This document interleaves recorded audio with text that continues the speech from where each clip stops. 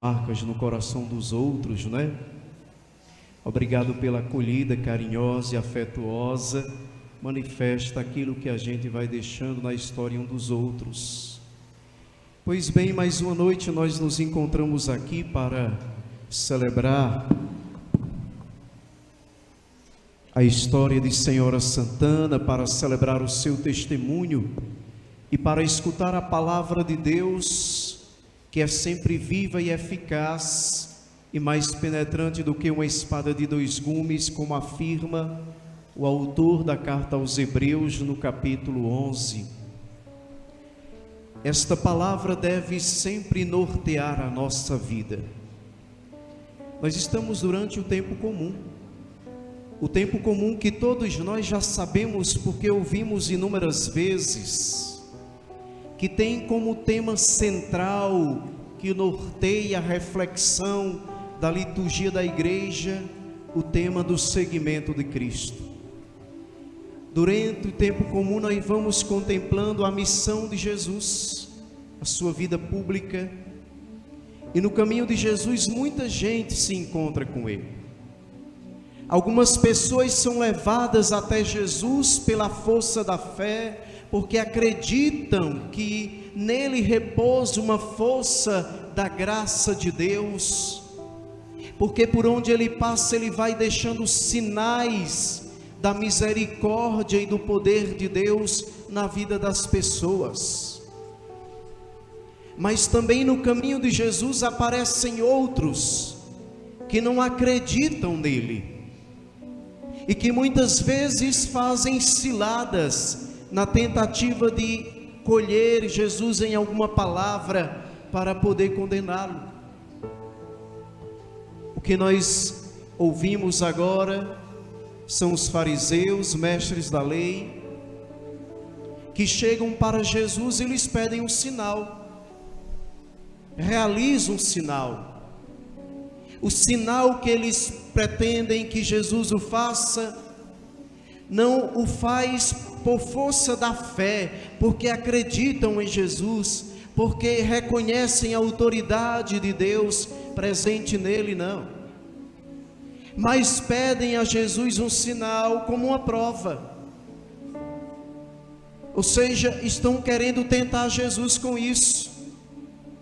Bom, já dizem que o Senhor realiza muitas coisas por aí, que fazem muitas coisas, que tem palavras de sabedoria assertivas e de autoridade que chegam no coração das pessoas. Realiza um sinal para nós. O que na nossa doutrina católica, isso consiste num pecado contra o primeiro mandamento, tentar a Deus. Ou seja, são conduzidos não pela força da fé, mas pela força da dúvida. Exige de Jesus um sinal, não porque acreditem em Jesus, mas porque duvidam de Jesus. Aqui nós precisamos aprender a primeira coisa, que os sinais que Deus dá em nossa vida são fruto muitas vezes da fé que nós temos nele. Que nenhum de nós contemplaremos os sinais da ação misericordiosa e poderosa de Deus em nossas vidas, se nós não acreditarmos nele. Amém? Desse modo, irmãos, repito que inúmeras vezes falei aqui nessa igreja, outras vezes que aqui nós moramos. Não são os milagres que precedem a fé, é o contrário, é a fé que precedem os milagres. Eu preciso crer para contemplar e não contemplar para crer.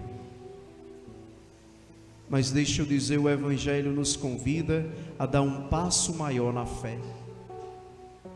Jesus diz: esta geração incrédula, perversa, esta geração adúltera que não foi capaz de viver com fidelidade a sua aliança com Deus, esta geração que não crê em Deus, esta geração que não se abriu à ação de Deus, esta geração que, como Jonas, quis fugir dos planos de Deus. A esta geração que não crê, está falando Jesus para os fariseus, está falando para os doutores da lei, está falando para aqueles que não crerem, aqueles que testam a Deus, que exigem de Deus primeiro um sinal para crer. Jesus diz: nenhum sinal será dado, senão o sinal de Jonas. Aquilo que aconteceu com Jonas é um sinal prefigurativo daquilo que aconteceria com Cristo. Claro que por caminhos diferentes, porque Jonas quis fugir da vontade de Deus. Jonas não queria ir para Nínive, pegou um barco para um caminho, mas Deus o fez desembarcar em Nínive, porque nós precisamos também aprender uma outra coisa. Quando Deus tem planos maiores para nossas vidas, a gente pode tomar um barco na direção errada, mas Deus dará um jeito de nos colocar na direção certa. Amém? E nosso Senhor continua: como Jonas desceu ao ventre daquela baleia, também o Filho do Homem descerá ao seio da terra por 3 dias, mas no terceiro dia ressuscitará. Aqui, meus irmãos, o Evangelho está nos convidando a dar um passo maior na fé. É o passo de saber que o maior sinal da misericórdia e da intervenção de Deus na nossa história já foi dado. Deus não precisa mais provar o seu amor. Eu não preciso que Deus cure alguém que eu ame para que eu acredite que Ele me ama. Eu não preciso mais que Deus realize um sonho meu para que de fato eu acredite no seu amor. Não. O maior sinal do amor de Deus, a maior intervenção que Deus podia fazer na minha história, na sua história, na história de todos nós, Deus já o fez no neto de Senhora Santana. Jesus crucificado, Jesus morto e Jesus ressuscitado é a grande prova do poder e da misericórdia de Deus. Amém?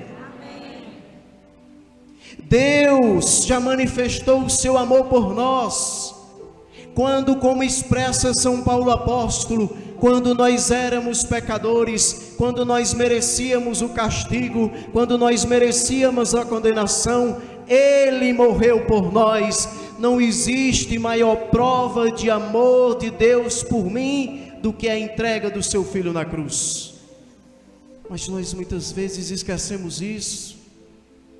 A gente quer que Deus prove o amor dele por nós, quando de repente numa situação difícil, que está em nossas mãos o poder de decisão, nós queremos que Deus intervenha, quando é minha responsabilidade.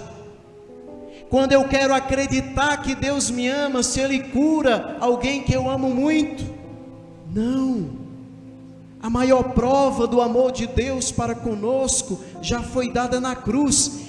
Deus não precisa provar mais nada, o seu amor já foi provado e comprovado no Calvário. A sua intervenção mais absoluta e radical já aconteceu na minha vida. Quando eu merecia o castigo, Ele me abriu as portas do céu.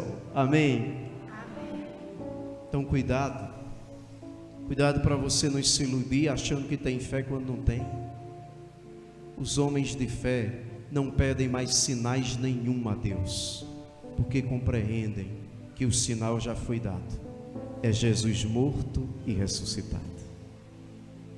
Jesus ressuscitado é a prova de que nada, absolutamente nada, é maior do que o poder de Deus. Porque se a morte, como diz o ditado popular, é aquilo que não tem jeito, Deus deu um jeito para a morte. Por nada está acima do poder e do amor de Deus. Então, queridos, quando você quiser uma prova do amor de Deus na sua vida, lembre-se, a prova já foi dada. É Jesus morto e ressuscitado. Nós queremos pedir à Senhora Santana, nossa avó, que é mestra de sabedoria e de fé, nos ensine a descobrir isso todos os dias. Deus já interveio na minha vida, Deus já interveio na minha história, Deus já fez o maior milagre que eu poderia receber, é eu ser salvo, que eu não poderia ser por minhas próprias forças. Ele morreu por mim. Amém? Baixe um pouco sua cabeça, feche os seus olhos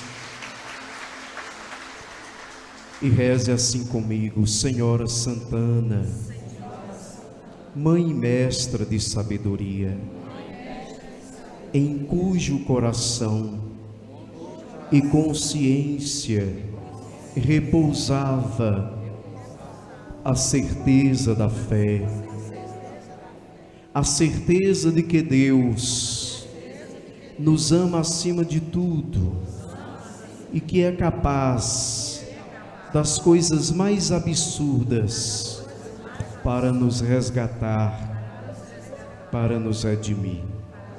Interceda por nós e ajuda-nos, ó querida avó, Senhora Santana, a conservarmos em nosso coração e em nossa consciência a certeza na fé de que a prova mais absoluta do amor de Deus já me foi dada, e que contemplando Jesus, teu divino Neto, eu contemple a ação poderosa de Deus em minha vida.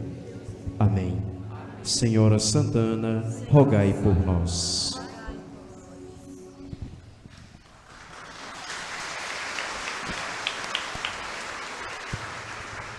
Cantemos o nosso ofertório. Na página 22 do livrinho, no número